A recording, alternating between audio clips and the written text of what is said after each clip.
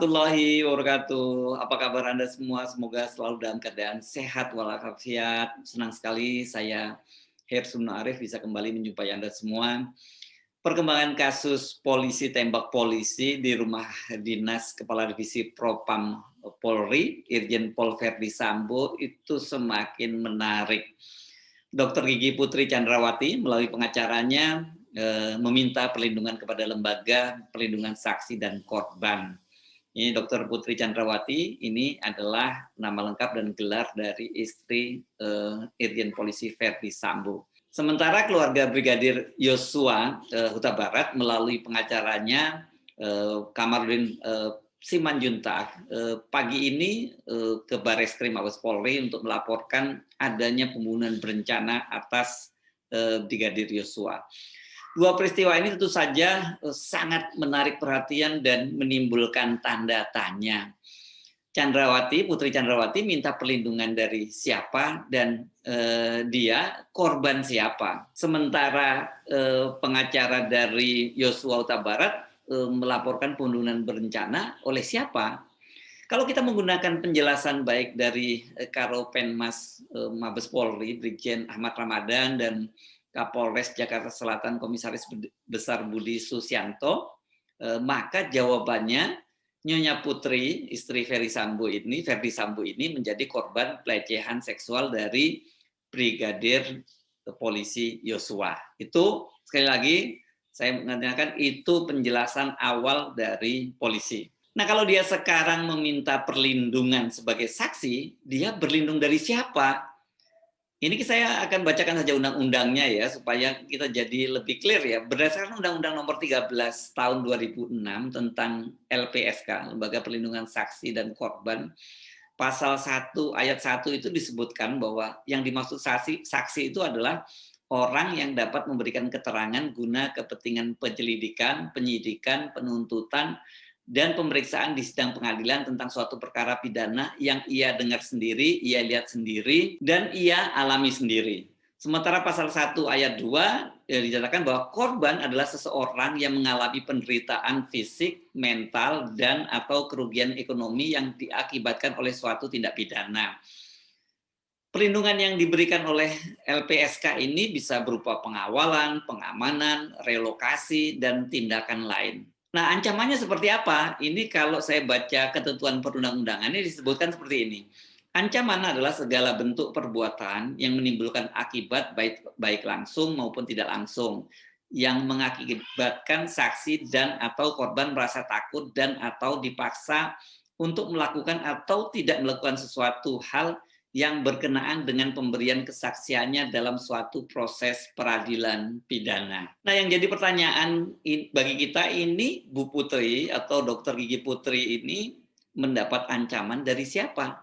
Kalau dari Brigadir Yosua atau keluarganya, rasanya saya kira jelas tidak mungkin ya gini ya. Pertama kan Brigadir Yosua itu sudah meninggal dunia. Kedua, kalau melihat status sosial keluarga Yosua juga tampaknya tidak mungkin. Ya, ini kan mereka ini keluarga biasa saja, sementara anaknya jadi polisi seperti Brigadir Yosua dan ada satu anak yang lain ini pangkatnya kan juga hanya kelas bintara. Sementara Ibu Putri Verdi Sambo ini kan istri seorang petinggi atau pejabat penting di Mabes Polri, yakni Irjen Polisi Verdi Sambo. Ketiga, nah yang ini yang sangat menarik ya. Keluarga Yosua itu hari ini melaporkan bahwa Yosua itu justru menjadi korban pembunuhan berencana. Seperti yang dikatakan oleh Kamarudin Simanjuntak, Anda mesti, saya yakin Anda sebagian besar sudah mengikuti jumpa persnya dia. Dia menyatakan bahwa dia punya bukti-bukti luka-luka di tubuh Yosua dan itu menunjukkan ada tanda-tanda penyiksaan. Jadi dia menyimpulkan bahwa sebelum ditembak mati itu Yosua mengalami penyiksaan. Itu jelas di gambarnya dia menunjukkan data-datanya, di mana ada lebam, di mana jarinya yang putus, kemudian ada tanda luka sayatan di mana-mana, itu yang disebutkan oleh Kamarudin dalam jumpa persnya. Nah, siapa yang jadi pembunuh Yosua? Ini yang saya kira jadi akan sangat menarik perhatian kita.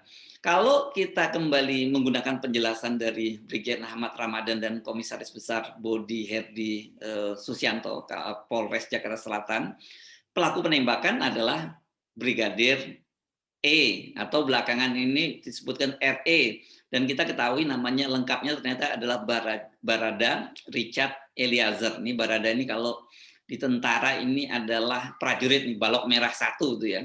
Namun kalau kita simak dari penjelasan polisi, Barada Richard ini tidak ditahan karena dia melakukan tembakan itu merupakan pembelaan diri. Sampai di sini harusnya ya sebenarnya case close atau kasusnya sudah selesai. Jadi Yosua ditembak karena dia mencoba melakukan tindakan asusila kepada Nyonya Putri, kemudian Nyonya Putri berteriak, Yosua terkejut, dan kemudian dia mencoba kabur. Teriakan Nyonya Putri didengar oleh Barada Richard yang berada di lantai atas dan seorang saksi pada waktu itu disebut namanya K gitu. Mengetahui aksinya terpergok orang lain, Yosua kemudian melepaskan 7 tembakan dan semuanya tak mengenai sasaran karena Barada Richard Eliezer ini berlindung di tembok tangga. Jadi dia dari atas melihat ke bawah dan ketika dilepaskan tembakan dia kemudian berlindung di tembok tangga. Itu kalau kita menyimak penjelasan dari polisi ya. Sementara kemudian sekarang ditembaki oleh Brigadir Yosua, Barada Richard kemudian melepaskan 5 tembakan dan menghasilkan dari otopsi itu disebutkan bahwa ada 7 tembakan masuk dan 6 keluar, sementara 1 proyektil bersarang di tubuh Brigadir Yosua.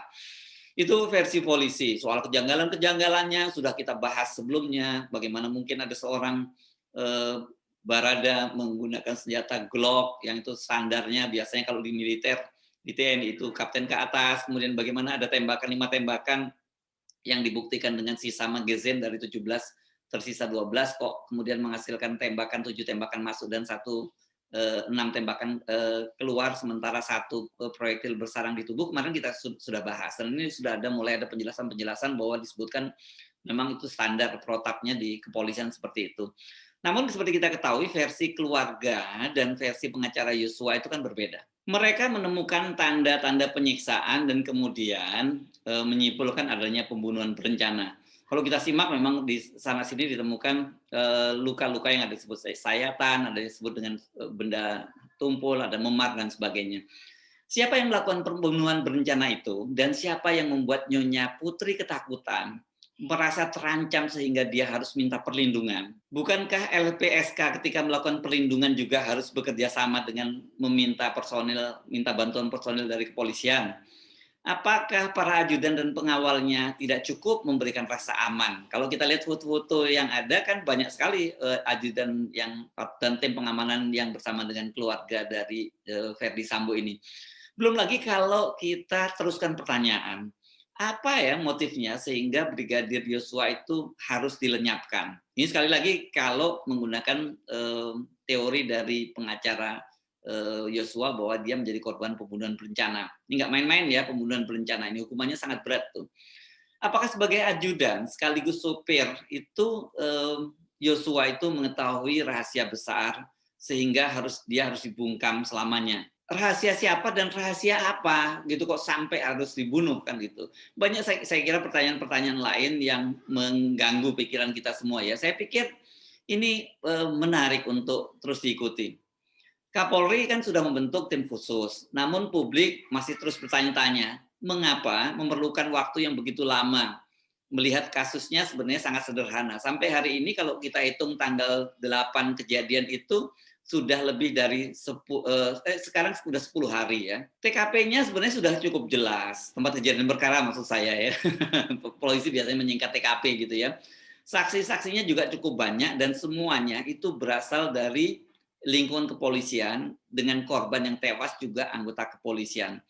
Kasusnya menjadi semakin menarik perhatian karena Menko Polhukam Mahfud MD selaku Ketua Kompolnas menilai kasus ini banyak kejanggalan. Mahfud MD meminta agar Kapolri Sigit segera menonaktifkan Verdi Sambo untuk memperlancar penyidikan. Desakan yang sama juga muncul dari kalangan pengamat maupun anggota DPR Komisi 3. Ketua Komisi 3 bahkan Bambang Wuryanto atau Bambang Pacul itu hanya sehari berselang kemudian dia sudah mendesak agar polisi segera membentuk tim karena menurut dia banyak kejanggalan. Bahkan dalam bahasa Bambang Pacul itu janggalnya ampun-ampun. Pasti sebagai anggota Komisi 3 DPR kan Bambang Pacul ini sebagai mitra dari kepolisian punya akses juga sehingga dia bisa menyimpulkan itu. Jadi kesimpulan itu tidak anggap itu Bambang Pacul kan bukan seorang ahli kriminologi, bukan seorang ahli hukum pidana. Harus diingat dia adalah ketua Komisi 3, jadi dia punya akses yang cukup. Bukan hanya Bambang Pacul, anggota Komisi 3 lain dari PDIP, misalnya Trimedia Panjaitan, itu juga menunjukkan beberapa kejanggalan-kejanggalan. Dan dia juga sama dengan Mahfud MD mendesak untuk melakukan nonaktifan terhadap Verdi Sambo. Dan di luar itu anggota PDIP yang lain misalnya Mayor Jenderal Tubagus Hasanuddin, beliau ini adalah pensiunan Mayor Jenderal TNI, juga melihat ada kejanggalan-kejanggalan. Dia bisa membuat sampai detail sampai 6 kejanggalan yang dia sebutkan. Belum lagi yang lain-lain. Ini banyak sekali yang menilai memang kasus ini penuh kejanggalan. Yang kemudian membuat publik bertanya-tanya kan Pak Mahfud MD kemudian juga menyinggung adanya tikus gitu ya, analoginya ya. Jangan sampai kemudian mengejar tikus itu membuat lumbung terbakar. Pak Mahfud menyatakan kan Kapolri sudah tahulah caranya bagaimana mengejar tikus itu. Yang dimaksud dengan Pak Mahfud lumbung ini tentu sudah jelas ini adalah polisi sebagai institusi. Nah, tapi tikus yang harus dikejar itu siapa? Ayo, apakah Verdi Sambo, apakah itu Barada gitu ya, atau Barada Richard gitu. Karena hampir dapat dipastikan bahwa ini bukanlah Brigadir Yosua. Kenapa? Karena Brigadir Yosua kan sudah meninggal dunia. Jadi nggak perlu dikejar lagi dong. Soal ini harus dibikin terang oleh polisi ya. Karena pertaruhannya adalah lembaga kepolisian dan tentu saja itu Jenderal Listio Sigit sekarang sebagai Kapolri.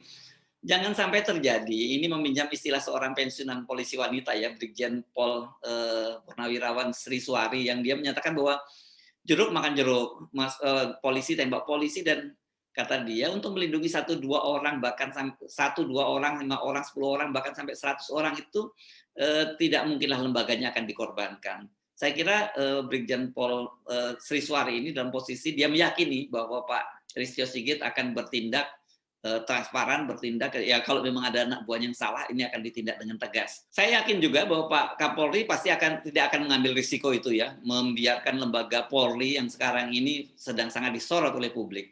Agar kasusnya lebih transparan, itu tidak ada salahnya misalnya dilakukan otopsi ulang oleh tim dokter yang independen. Desakan semacam ini muncul juga dari IPW. Indonesian Police Watch. Indonesian Police Watch ini sejak awal ini dia paling awal ya, menjadi lembaga yang paling awal menyoroti ini, dan juga sejak awal Indonesian Police Watch itu meminta Pak Verdi Sambo untuk dinonaktifkan dan dibentuk TGPF, Tim Gabungan Pencari Fakta. Tapi kan kemudian yang dibentuk oleh Pak Listio Sigit adalah tim khusus. Tim khusus ini tadinya melibatkan Kompolnas dan kemudian juga melibatkan Komnas HAM.